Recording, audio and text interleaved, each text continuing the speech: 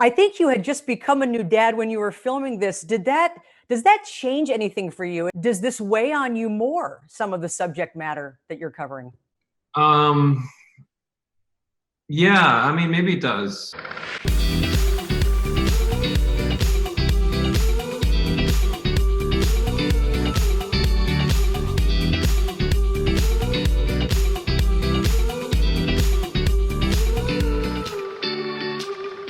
Hi, Bill. How are you? Are you in Stockholm? Hello, Tara. I am in Stockholm. I am so jealous. I had to pull out my Swedish meatballs, lingonberry sauce pictures from our Stockholm trip, and you're making me miss travel. So I hope you're staying safe and Is it everything's great. hot in Arizona? I'm actually in Oregon right now. Arizona is about 115 degrees, so we got out of Dodge. Well, good. This movie has so many memorable moments. It is so moving and heartbreaking at the same time. And I know the trailer kind of starts out with Tom receiving a gift from basically your character. What's the best gift you've ever received from your father? It Oh means a boy. lot to you. I don't know. My dad has 8 kids, so That's it's true. a symbolic thing of like, this was your grandfather's old watch. Now take care of this, son. This is the, and we're not a big.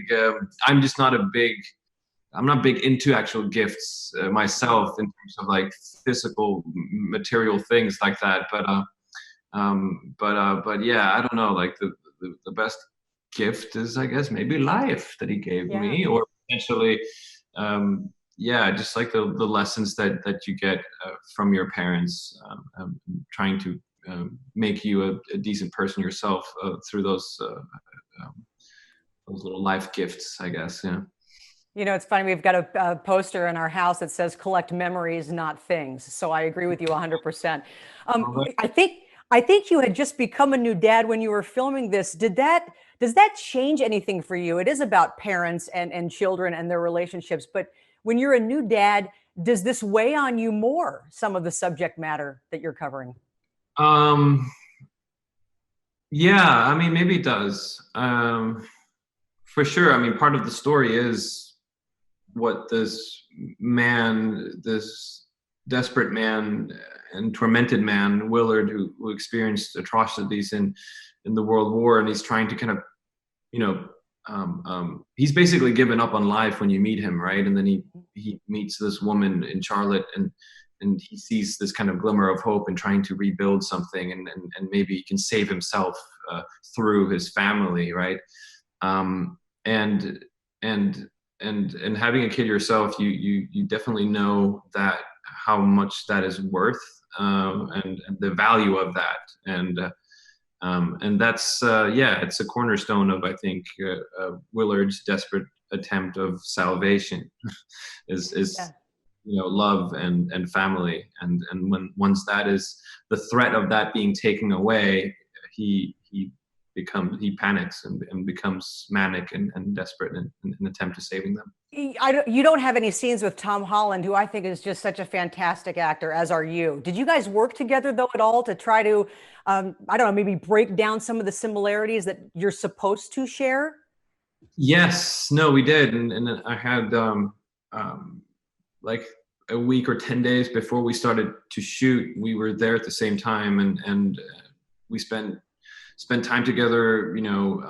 Talked about the characters, got to know each other, and we read the scenes that we have, not with Ah, each other, but that obviously his character has with me. His character as a younger person, as a younger kid, has it with me as his father. So yeah, just having those words and kind of feeling that, obviously helping Tom, that he has experienced all of these things, and for me as well, I think it helped. And I know Tony Campos, our director, wanted to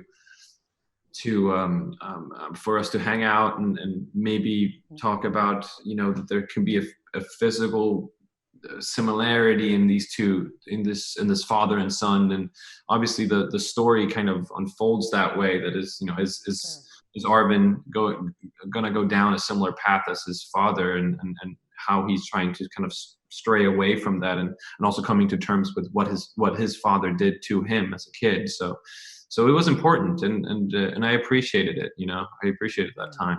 Well, I appreciate this time. I hope when you guys hung out, you either got to play golf with him or he got to experience some of that great meatball lingonberry sauce stuff you have in Sweden. I'll cook it for him next time, or maybe with you, Okay. Tara. Okay, thank you. Yeah, the minute you guys open to us, I'm there. So keep me posted. I will.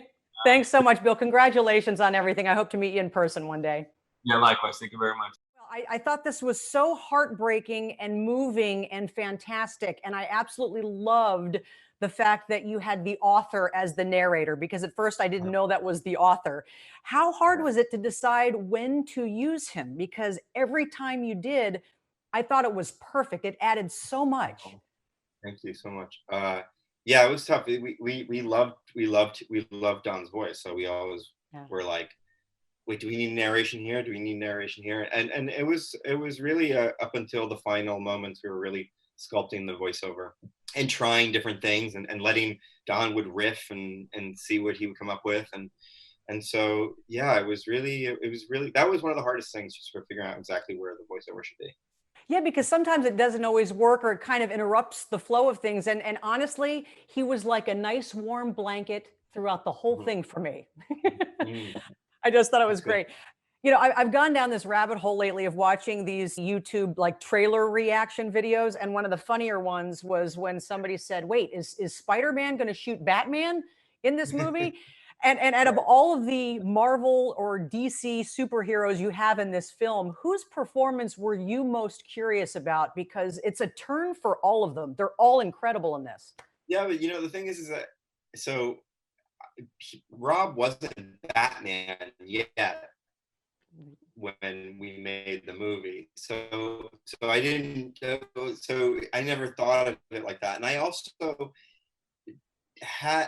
when Tom came onto the movie, I didn't have that relationship with him as Spider-Man, so I never thought about those. I know that they would, every once in a while we talked about it, but it was never kind of in the forefront of my mind. I mean, there's so many things to deal with this movie. The last thing I thought about was like, what would that crossover be like in the in the universe? But no, I every once in a while Tom would pitch ideas of like, well, what if I swung into this scene, Right. Well, you know what? That would have been odd. I'm glad you didn't go for any of his ideas. The trailer, it starts out with Tom getting a gift from his father, and this movie is a lot about fathers and sons and what we get figuratively and literally from those before us or our parents. What's the best gift you ever received from your dad? Oh, it's a good question. Best gift I've ever received from my dad, I would say when he gave me a hug after my first short film when I was 13. I'll never forget when I showed my first short film at 13. I was so nervous when I came out of the projection booth because I was too scared to sit with the audience. And I remember coming out, and my father had his arms wide open and he was crying, and he was just so proud. And that was one of the greatest moments for me as a son and a filmmaker. All right, you may make me get choked up right now. That is beautiful. I love that answer. Isn't it amazing, especially during the time that we're in? I find that the simplest things lately are giving us the most joy. Yeah, and memories like that are very nice. Yeah, exactly. It's funny. I read something about you. He has little fear of the dark. And I know your films tend to be somewhat dark. Why is that? Why do you have little fear of things that are dark? It's not that I don't have fear of things that are dark. It's that I do, and I choose to deal with it in the movies. I think that I'm for me, making movies is a very cathartic, therapeutic experience. And so I think that it's a great place to explore the darker side of humanity and people, and to try and understand why certain people do things that they do that are scary or violent or hurtful. And so it's not that I'm not scared of the dark. I'm very scared of it. I just choose to confront it in the work. Well, listen, this film definitely stays with you. The performances, I mean, Sebastian Stan, unrecognizable. I just thought everybody, Great. Great. oh He my was eating God. so much junk food. He was getting so fat in this role. Well, At one point, you can see he breaks out. He's got like a nipple on his head. oh God. I know they wrapped me, but Food. I heard that he was cast like 2 weeks before production. So was he Oh fat my going God, into yeah. this? Yeah, I was like, Sebastian, how much weight can you gain? He's like, let me try. And then he just was every day, and he was just like, oh, he just felt like so lethargic because he was just eating such junk food. But it was amazing. I was like, I just want jowls. I just want jowls in this character. All right, you're gonna get jowls. Well, guess what? That's me now in quarantine, eating everything I can. Yeah. I'm sorry to everybody in the room. I thank you so much. Congratulations, Antonio. Very good, thanks. Very good. Harry, I've got to start with you, and I know you'll be asked about this all day long. There are some memorable scenes, a lot of them in this film, but I'm sorry. Having a fear of spiders myself, the one with you and the spiders, I think I had nightmares for days. What was that like to film? I know they had to have been real spiders, and why the face? You dumped them right on your face. Yeah, I know. Do you know what? I have no issues with spiders whatsoever, which is probably a great thing. If it was like maybe snake handling or something like that, I would have really freaked out then. But I mean, it really was a secondary concern. My main concern was to get the scene, to get everyone in that room pumped up as much as Roy and Theodore were pumped up. So dumping a jam jar of spiders on my head really was a secondary concern. I guess another concern was talking and making sure not a spider wouldn't sort of slip in. Oh, as I spoke. That was, do you know what I mean? That was a slight concern. And I kind of realized that as I was doing it, which is kind of worse. I was like, oh, I better not open my mouth too wide, otherwise. But yeah, no, it was a good fun scene to do. I literally, if you could see me, my skin is, you literally just made my nightmare worse with the visual of the possible mouth entry. It was Harry Melling time. I mean, it was one take, right? So it was, there was so much setup to prepare for it, right? Because, Peter's very particular about their spiders, and it's taking forever to set this up. The spiders they're these web. They're orb weaver spiders. So weaver spiders, right, Harry? So so they're like, you see them in the jar, and they're not used to being together, so they're just instinctually weaving these things like together. So the PETA people are like pulling them apart, and Harry's and the DP Lowell was like trying to set up the shot. He's like crouching, he's on his knees, and he's uncomfortable. And he's like, can we just do a shot? And Harry's just like zenned out, man, on his knees on a hardwood floor for a long time as they set the shot up. And they have one take, and with the spiders, and he got it, man. And it was insane.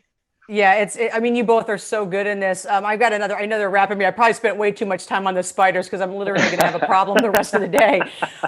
But this is so much about fathers, sons, and what we get from our parents, figuratively and literally. And in the trailer, one of the first scenes is Tom Holland getting the gun from his father. So Pokey, I'll quickly start with you. What's the best gift you ever received from your father? That means a lot to you. Sweet question, Tara. I would say for me, just trying to preach discipline and goal-oriented thinking. I think maybe because he knew that I was kind of a wild child and still am. But that has helped to kind of, guide the wild ship through my self-inflicted stormy seas. Gosh, that was beautiful. The way that's a book right there, beautiful, or a new song. Beautiful. My dad is he's an illustrator, but when he was younger, he did lots of fine art, and he gave me this beautiful painting he did when he was very young. So I treasure it. I just got it framed recently, actually. It's lovely. So probably that. Can I ask where you're putting it? Yeah, it's going to be downstairs in the living space. This picture he did when he was like 19, which is kind of scary because it was very, very good. for a 19-year-old straight out of drama school. So yeah, probably that. Well, guess what? The talent got passed down to both of you. Hey, what a pleasure. This movie is just outstanding, and it stays with you for sure. It's just excellent. You both are. So congratulations. Thank you, Tara. Thank you Have so a much. great day, you Thank you. guys. You too. Thanks for doing this. Not at Thank all. you.